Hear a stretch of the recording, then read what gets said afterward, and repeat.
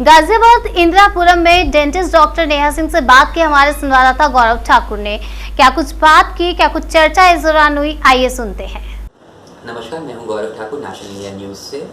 Independence day के बीच 15 अगस्त को प्रधानमंत्री मोदी के लाल किला पे भाषण के बीच जिसमें उन्होंने 2047 तक इंडिया को डेवलप्ड कंट्री बनाने की अपेक्षा की। हम आज हैं गाजियाबाद में केयर बेड डेंटल क्लिनिक में। यहाँ पर हमारे साथ renowned dentist doctor Neha Singh. Doctor Neha, national India news में आपका स्वागत है। Thank you so much. Doctor Neha, सबसे पहले आप हमें ये बताएं कि आपका जो क्लिनिक है care bed dental clinic, kids के लिए, बच्चों के लिए काफ़ी ट्रीटमेंट करता है। क्या टाइप्स ऑफ डेंटल ट्रीटमेंट आप करती हैं और क्या फैसिलिटीज़ आप देती हैं किड्स ट्रीटमेंट में, व्यूअर्स को बताएं। सर, यहाँ पे न्यूबॉर्न बेबीज से लेकर जब तक एडोलेसेंट एज तक रहते हैं, मिक्स डेंटिशन, परमानेंट डेंटिशन तक जब तक आते हैं, तब तक जो भी ट्रीटमेंट फैसिलिटीज़ अवेलेबल होती हैं वो यहाँ पे सारी अवेलेबल हैं।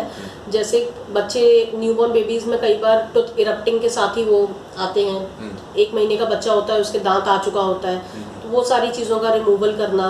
बाकी आपके कई बार बच्चों की जीभ, टंग टाई कहते हैं उसको, वो फ्रीनम से जुड़ी हुई रहती है मुंह में, उस चीज़ का ट्रीटमेंट यहाँ पे करना, टंग टाई रिलीज करना, ऑर्थो ट्रीटमेंट करना, बच्चों के मुंह में कैविटीज़ हो जाती हैं उसका ट्रीटमेंट करना, बेबी रूट कैनाल्स करना। कई बार प्रिवेंटिव ट्रीटमेंट्स को हम ज़्यादा फोकस करते हैं ताकि इस तरह की समस्याएं आए ना लोगों के सामने। प्लस जो काउंसलिंग रहती है, पेरेंट्स काउंसलिंग, उस पर हमारा मेन फोकस रहता है। एंड ये मेरी एक रिक्वेस्ट रहेगी सभी से कि बच्चों का एटलीस्ट न्यूबॉर्न बेबीज़ का उनका फर्स्ट बर्थडे तक एक डेंटल विजिट ज़रूर होना चाहिए, चाहे कोई प्रॉब्लम हो चाहे ना हो, ताकि पेरेंट्स को ये गाइडेंस मिल जाए कि आगे उनकी प्रॉब्लम ना आए। इस चीज़ के लिए उनको क्या क्या प्रिकॉशंस लेने होंगे। Okay doctor Neha, teeth loss और टीथ डीके जो होता है, ये बच्चों के बीच काफ़ी समस्या रहती है, तो इसके लिए किस टाइप के केसेस आपके पास आके क्या ट्रीटमेंट करती हैं आप? मेनली नर्सिंग बॉटल कैरीज बोलते हैं उनको।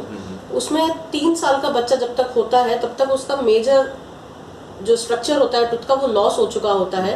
तो ऐसे टाइम पे फिर उसके बाद जब उसमें इन्फेक्शन हो जाता है, इन्फ्लेमेशन हो जाता है, सूजन आ जाती है, बच्चा खाना पीना छोड़ देता है, तब पेरेंट्स उसको थोड़ा फोकस में लेके और दिखाने के लिए आते हैं, पर वो काफ़ी लेट हो जाता है। तो उसके लिए मेरा यही रहेगा कि बच्चों को बॉटल फीडिंग रात में एटलीस्ट ना कराएं।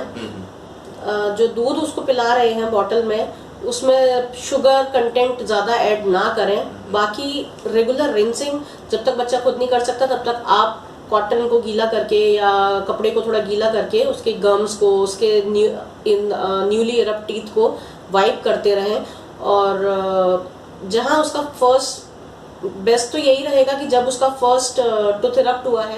एंड टूथ लॉस का भी रीज़न यही रहता है कि इनिशियल बच्चा क्योंकि पेन की कंप्लेन नहीं कर रहा है या फिर अवॉइड कर रहा है, नहीं समझ पा रहा है, तो पेरेंट्स भी उस चीज़ पे इतना फोकस नहीं करते हैं। तो by the time they realise कई बार दांत इतना ज़्यादा खराब हो चुका होता है कि उसको निकालने के अलावा कोई ऑप्शन नहीं बचता है।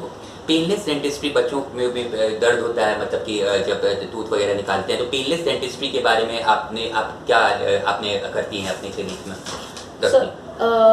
बच्चों के साथ डेंटिस्ट्री में मेन जो फोकस रहता है वो रहता है बच्चों में एंजाइटी होने का।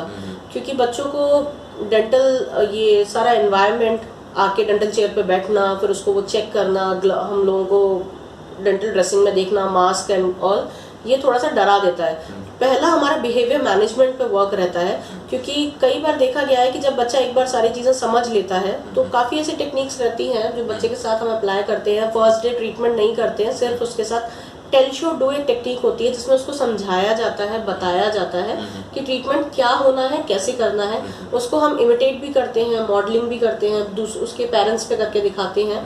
पहले हम इस तरह से फोकस करते हैं एंड उसके बाद जब बच्चा इस चीज़ में कंफर्टेबल हो जाता है, उसके बाद फिर देखते हैं कि प्रोसीजर के अकॉर्डिंग हमने इंजेक्ट करना है जैसे, तो उसके पहले भी वहाँ पे जेल लगा के उस जगह को हम थोड़ा नम कर देते हैं। We make sure during the whole treatment कि बच्चे को सिरिंज नहीं दिखाते हैं।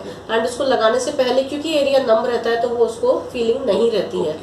इसके अलावा अगर बच्चा बहुत ज़्यादा अनकोऑपरेटिव रहता है या स्पेशली एबल्ड चाइल्ड है, तो उनके लिए फिर हमारे पास कॉन्शियस सेडेशन रहता है, जिसमें कि बच्चे को आप एक नाइट्रस ऑक्साइड गैस को इनहेल करा के फिर उसका काम करते हैं। ओके, कॉस्मेटिक फिलिंग्स जैसे टीथ गैप होते हैं बच्चों के बीच, हो तो कॉस्मेटिक फिलिंग्स के बारे में थोड़ा बताएं doctor Neha. Sir, cosmetic fillings में पहले तो हम रीज़न देखते हैं किस एज पे बच्चा पेरेंट्स कंप्लेन कर रहे हैं या बड़ों में हमने ये करने के लिए रखना है। तो उसमें अभी सबसे ज़्यादा तो जो for the adult I am saying veneers को हम थोड़ा सा ज़्यादा सर्विस प्रोवाइड कराते हैं। उसके अलावा अगर बच्चों में वी थिंक कि ब्रेसेस इन्वॉल्वमेंट चाहिए, ऑर्थोडोंटिक इन्वॉल्वमेंट चाहिए, तो फिर हम उसको ऑर्थो ट्रीटमेंट के लिए सजेस्ट करते हैं। कई बार होता है कि केवल फ्रीनम अटैचमेंट होता है, उसके रिमूवल से और एक आपको फंक्शनल अप्लायंस लगाने से वो गैप फिल हो जाता है, वो कर देते हैं। एंड कई बार गैप इतना माइनर होता है बस कि हम उसको नॉर्मल कॉस्मेटिक फिलिंग्स वगैरह से ही उसको हम फिल अप कर सकते हैं। सरकार से क्या एक्सपेक्टेशंस है madam care bed dental clinic doctor Neha आपका?